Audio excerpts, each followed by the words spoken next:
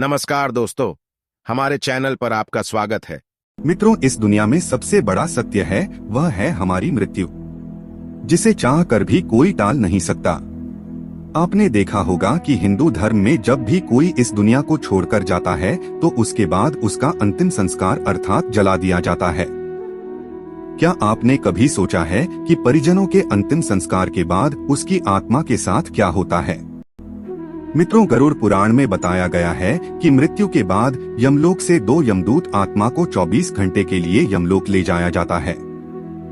इन 24 घंटे में मृतक के परिजन उसका अंतिम संस्कार व अन्य कर्मकांड करते हैं। आत्मा को तब तक यमलोक में उसके द्वारा किए गए कर्मों को दिखाया जाता है।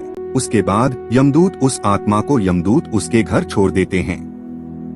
उसके बाद आत्मा 13 दिनों तक अपने परिजनों के बीच रहती है, यानी 13वीं तक आत्मा अपने परिजनों के साथ ही रहती है।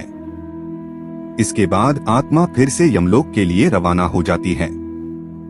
इसी बीच आत्मा को 3 अलग अलग मार्ग दिखाए जाते हैं। अब इस आत्मा को किस मार्ग पर भेजा जाएगा, यह उसके जीवन भर किए गए कर्मों पर निर्भर करता है। मृत्यु के बाद आत्मा को यमलोक के मार्ग में कई बाधाओं का सामना करना पड़ता है। इन बाधाओं में से एक है यमलोक के मार्ग में पड़ने वाली वैतरणी नदी। ऐसा माना जाता है कि पुण्य आत्मा तो इसे बड़ी आसानी से पार कर लेती है, लेकिन पापी आत्मा बड़े ही कष्ट भोगती है। गरुड़ पुराण में बताया गया है कि पक्षीराज गरुड़ भगवान श्री हरि से पूछते हैं, हे प्रभु, मृत्यु लोक में यमलोक के बीच में जो वैतरण नदी स्थित है उसका आत्मा से क्या संबंध है और जीवात्मा को इस नदी से किस प्रकार की सजा भुगतनी पड़ती है? गरुड़ देव के इस प्रश्न पर भगवान श्री कृष्ण कहते हैं कि हे गुरुदेव, जो भी पापी आत्मा इस नदी में प्रवेश करती है, रक्त रूपी जलपात में खोली जाती है। इस नदी का जल रक्त रुपये कीटाणु व शून्य जीवों से भरा रहता है। साथ ही यह नदी मांस बख्शी वाले जीवों जैसे घड़ियाल, मगरमच्छ इत्यादि से भरी रहती है। जैसे ही पापी आत्मा का इस नदी में प्रवेश होता है तो वह सूर्य की गर्मी की तरह तपने लगती है। उसमें पापी आत्मा चिल्लाते हुए करुण विलाप करने लगती है। जब रक्त रूपी आत्मा से पाप सहन नहीं होता तो वह डुबकी लगाने लगती है। मित्रों, जिन लोगों ने अपने जीवन भर बुरे कर्म किए होते हैं उन्हें नरक भेजा जाता है, और वही जो अच्छे कर्म करते हैं उन्हें स्वर्ग लोक में स्थान मिलता है। बुरे कर्म करने वालों को नरक में दंडित किया जाता है, वही अच्छे कर्म करने वालों को स्वर्ग में सभी तरह सुख सुविधा के साथ रखा जाता है। मित्रों, गरुड़ पुराण में बताया गया है कि पुण्य आत्मा को स्वर्ग में स्थान मिलता है। उन्हें यमराज स्वयं अपने भवन से स्वर्ग के द्वारा तक छोड़ने आते हैं। वही जो लोग सिर्फ अपने बारे में सोचते हैं और जीवन भर बुरे व पाप कर्म करते हैं, उन्हें किसी नरक में स्थान मिलता है और उसे तब तक नरक में रखा जाता है जब तक बुरे कर्मों का फल भोगते हैं। उसके बाद आत्मा को मृत्यु लोक में पुनर्जन्म मिलता है। यजुर्वेद में कहा गया है कि शरीर छोड़ने के पश्चात जिन्होंने तपध्यान किया है वे ब्रह्मलोक चले जाते हैं, अर्थात ब्रह्मलीन हो जाते हैं। कुछ सत्कर्म करने वाले भक्तजन स्वर्ग चले जाते हैं। स्वर्ग अर्थात वे देव बन जाते हैं। राक्षसी कर्म करने वाले कुछ प्रेत्योनि में अनंत काल तक भटकते रहते हैं और कुछ पुण्य धरती पर जन्म ले लेते हैं। जन्म लेने वालों में भी जरूरी नहीं कि वे मनुष्य योनि में ही जन्म लें। इससे पूर्व ये सभी पितृलोक में रहते हैं, वहीं उनका न्याय होता है। आत्मा 17 दिन तक यात्रा करने के पश्चात 18वें दिन यमपुरी पहुंचती है। यमपुरी पहुंचने के बाद आत्मा पुष्पोदका नामक एक और नदी के पास पहुंच जाती है, जिसका जल स्वच्छ होता है और जिसमें कमल के फूल खिले रहते हैं।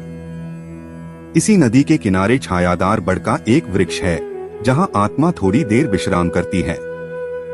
यहीं पर उसे उसके पुत्रों या परिजनों द्वारा किए गए पिंडदान और तर्पण का भोजन मिलता है, जिससे उसमें पुण्य शक्ति का संचार हो जाता है। यमलोक के 4 द्वार है। 4 मुख्य द्वारों में से दक्षिण के द्वार से पापियों का प्रवेश होता है। यम नियम का पालन नहीं करने वाले निश्चित ही इस द्वार में प्रवेश करके कम से कम 100 वर्षों तक कष्ट झेलते हैं। पश्चिम का द्वार ऐसे जीवों का प्रवेश होता है जिन्होंने दान पुण्य किया हो, धर्म की रक्षा की हो और तीर्थों में प्राण त्यागे हो। उत्तर के द्वार से वही आत्मा प्रवेश करती है जिसने जीवन में माता पिता की खूब सेवा की हो, हमेशा सत्य बोलता रहा हो और हमेशा मन वचन कर्म से अहिंसक हो।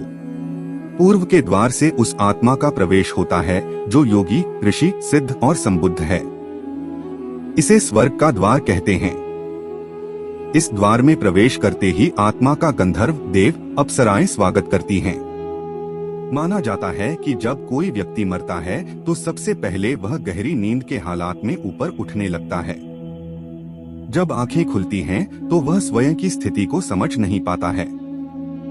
कुछ जो होशवान हैं वे समझ जाते हैं। मरने के 12 दिन के बाद यमलोक के लिए उसकी यात्रा शुरू होती है। वह हवा में स्वतः ही उठता जाता है। जहाँ रुकावट होती है वहीं उसे यमदूत नजर आते हैं जो उसे ऊपर की ओर गमन कराते हैं। आत्माओं के मरने की दिशा उसके कर्म और मरने की तिथि अनुसार तय होती है। जैसे कृष्ण पक्ष में देह छोड़ दी है तो उस काल में दक्षिण और उसके पास के द्वार खुले होते हैं, लेकिन यदि शुक्ल में देह छोड़ी है तो उत्तर और उसके आसपास के द्वार खुले होते हैं। लेकिन तब कोई नियम काम नहीं करता जबकि व्यक्ति पाप से भरा हो।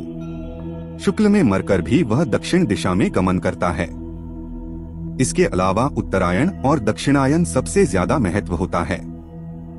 उत्तरायण में मरने वाले 4 द्वारों, 7 तोरणों तथा पुष्पोदका, वैवस्वती आदि सुरमय नदियों से पूर्ण अपनी पुरी में पूर्व, पश्चिम तथा उत्तर के द्वार से प्रविष्ट होने वाले पुण्यात्मा को भगवान विष्णु के दर्शन होते हैं, जो शंख, चक्र, गदा, पद्मधारी, चतुर्भुज, नीलाभ रूप में अपने महाप्रासाद में रत्नासन पर दर्शन देते हैं। ऐसी शुभ आत्मा स्वर्ग का अनुभव करती है और उसे शांति व स्थिरता मिलती है। स्वर्ग में रहने के पश्चात वह किसी अच्छे समय में पुण्य, अच्छे कुल और स्थान में जन्म लेती है। दक्षिणायन में मरने वाले जो लोग पापी और अधर्मी हैं, जिन्होंने जीवन भर शराब, मांस और स्त्रीगमन के अलावा कुछ नहीं किया, जिन्होंने धर्म का अपमान किया और जिन्होंने कभी भी धर्म के लिए पुण्य का कोई कार्य नहीं किया, वे मरने के बाद स्वतः ही दक्षिण दिशा की ओर खींच लिए जाते हैं। ऐसे पापियों को सबसे पहले तप्त लौहद्वार तथा पूल, शोणित एवं क्रूर पशुओं से पूर्ण वैतरणी नदी पार करना होती है। नदी पार करने के बाद दक्षिण द्वार से भीतर आने पर वे अत्यंत विस्तीर्ण सरोवरों के समान नेत्र वाले, धूम्र वर्ण, प्रलयमेघ के समान गर्जन करने वाले, ज्वालामय रोमधारी, बड़े तीक्ष्ण प्रज्वलित दंतयुक्त, सनसी जैसे नखों वाले, चर्म वस्त्रधारी, कुटिल भ्रिकुटी भयंकरतम वेश में यमराज को देखते हैं। वहाँ घोरतर पशु तथा यमदूत उपस्थित मिलते हैं। यमराज हमसे सदा शुभ कर्म की आशा करते हैं, लेकिन जब कोई ऐसा नहीं कर पाता है तो भयानक दंड द्वारा जीव को शुद्ध करना ही इनके लोक का मुख्य कार्य है।